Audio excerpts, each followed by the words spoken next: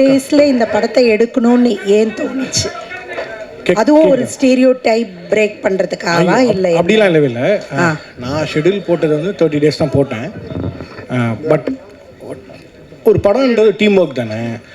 எனக்கு தெரியாது நான் சீக்கிரமாக ஒரு 2-3 டேக்கில் ஓகே ஆகிடும்லாம். ஸோ அப்படி பண்ணும்போது என்னோடய ஆக்டர்ஸ் எல்லாமே சப்போர்ட் இருந்துச்சு. டெக்னீஷியன்ஸ் குறிப்பாக கேமராமேனாக இருக்கும். மெயினாக ஒரு படத்தோட செட்டில் இருக்கிறது கேமராமேன் டீம் தான். டைரக்ஷன் டீம் 4 பேர் தான் இருப்பாங்க. கேமராமேன் டீம் தான் லைட் மேன் எல்லாருமே. ஸோ எனக்கு கேமராமேன் ரொம்ப சப்போர்ட்டாக இருந்ததுனால அது பாசிபிள் ஆச்சு.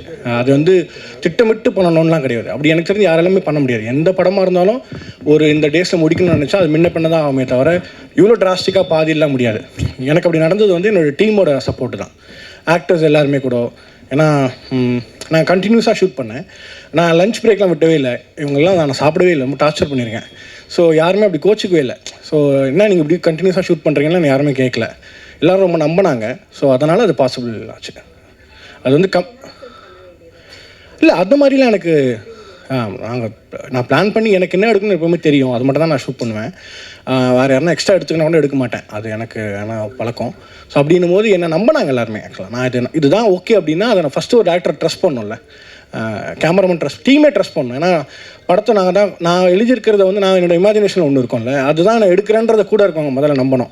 அதை நம்பாத போது தான் நமக்கு சிக்கல்கள் வரும். எனக்கு இதில் எல்லோரும் நம்பிட்டாங்க. அதனால் ரொம்ப ஈஸியாக இருந்துச்சுன்னு நினைக்கிறேன். டைரக்டர் சார், ஜெயச்சந்திரன் பேசுகிறேன் சார். வணக்கண்ணா சார். இப்போது பெண் சுதந்திரம் அப்படின்னு சொல்லிட்டு தான் இந்த படத்தை எடுத்திருக்கீங்க. ஏற்கனவே லிஜோ வந்து இன்னொரு படம் நடிச்சிருந்தாங்க, காதல் என்பது பொது உடைமை அப்படின்னு சொல்லிட்டு. கிட்டத்தட்ட அதே வந்து பெண் சுதந்திரம் அப்படின்னு தான் சொன்னாங்க. பட் இந்த படத்தில் நீங்கள் வந்து 2 பெண்களுக்கு இடையில் உள்ள ஒரு பிரச்சனையை தான் நீங்கள் காரணம் பண்ணிருக்கீங்க. ட்ரெய்லர் பார்த்தா அப்படி தெரியுது. நீ என் புருஷனை கேட்க வந்தியா அப்படின்ற மாதிரி தான் கேட்குறாங்க. ஒரு டைலாக் வருது. நீங்கள் இந்த பெண் சுதந்திரம்ன்றதை வந்து எந்த வகையில் வரையறுக்கிறீங்க? அதுவும் இல்லாமல் இப்போது அமெரிக்காவிலேருந்து நிறைய இந்தியர்களை வந்து வெளியேற்றினாங்க. நிறைய ஆண்கள் தான் வந்தாங்க. அவங்களுக்கு கையில் விலங்கு காலில் விலங்கு போட்டு கொண்டு வந்தாங்க. அது எந்த வகையில் பார்க்குறீங்க?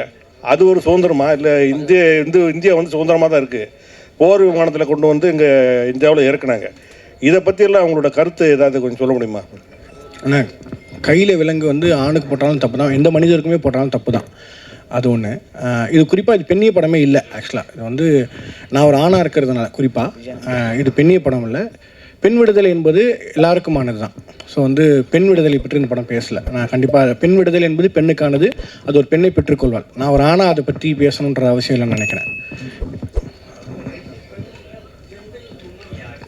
அது நீங்கள் படம் பார்த்துட்டு நீங்கள் சொல்லணும். உங்ககிட்ட கேட்பேன். நீங்கள் இல்லை, நான் வந்து இப்போது இந்த பக்கத்தில் போனீங்கன்னா இங்கேருந்து பாருங்கன்னு சொன்னால் நீங்கள் அதை பார்த்துட்டிங்கன்னா உங்களுக்கு அதே தான் தோணும். ஆமாம், இல்லை அது நான் ஒரு நான் அதை வந்து ஒரு சர்ப்ரைஸாக வச்சுருக்கேன். இல்லை மையம்ன்றது அதான் எனக்கு என்ன நான் முதல்ல என்னது இல்லை கற்புன்றலாம் நம்பிக்கையே இல்லை. அது வந்து அதுதான் ஓகேவா. நான் என்ன சொல்கிறேன்னா, ஏன் ஜென்டில் அப்படின்னு நான் சொல்கிறனாலே, நீங்கள் பெண் என்பவள் மென்மையானவள், அழகானவள், அப்புறம் வந்து பியூட்டிஃபுல் உமன் தான் சொல்கிறோம். ஆனால் அவங்களுக்கு நம்ம ஜென்டில் சொல்ல மாட்டோம். ஆண் என்பவன் வீரமானவன், கம்பீரமானவன் சொல்கிறோம். ஆனால் அவங்களுக்கு ஜென்டில்ன்ற வைக்கிறோம்ல. இந்த ஸ்பேஸ் தான் நான் பெர்ஸ்பெக்டிவ் சேஞ்சாக இருக்கும்னு நான் நம்புகிறேன். ஸோ நீங்கள் படம் பார்த்துட்டு நீங்கள் தான் சொல்லணும் இது யார் ஜென்டில் உமன் அப்படின்ற. அதான் அது இல்லை, நீங்கள் லேடிஸ்ன்ற கேள்வி மைக்கில் கேட்டுறேன் சார். இப்போ எல்லா இடத்துலையும் பேசும்போது பெண்களுக்கு தான் முன்னுரிமை அப்படின்னு சொல்கிறாங்க. எல்லா இடத்துலையும் அப்படி தான் இருக்குது.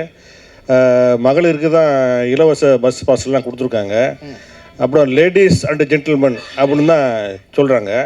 அப்புறம் லியோ சார் பேசும்போது கூட சொன்னார், இது பெண்ணியத்தை பற்றிய படம் தான், பெண்ணியத்தை பற்றி என்னென்னமோ பேசுகிறாங்க. ஆனால் பெண்களுக்கு சரியான விடுதலை இன்னும் கிடைக்கல அப்படின்னு மாதிரி சொல்கிறாங்க. நீங்கள் வந்து பெண்ணியல் பற்றி பேசலை அப்படின்னு சொல்கிறீங்க. இப்போ என்ன கன்ஃபியூஷன் சார் இந்த படத்தில்? இல்லை கதாசிரியராக நான் தான் அந்த கதை என்னன்றது சொல்ல முடியும்ல. ஆஸ் அ டேரக்டராக அது ஒரு பெர்ஸ்பெக்டிவாக கூட இருக்கலாம். மேபி ஒருத்தருக்கு பார்வை மாறோன்னா அவர் வேறு அதான். பட் ஆஸ் அ டேரக்டராக நான் இந்த படத்தை வந்து என்னவா பார்க்குறேன்னு ஒன்று இருக்குல்ல, அதுதான் நான் என்னோட பெர்ஸ்பெக்டிவ் சொல்கிறேன்.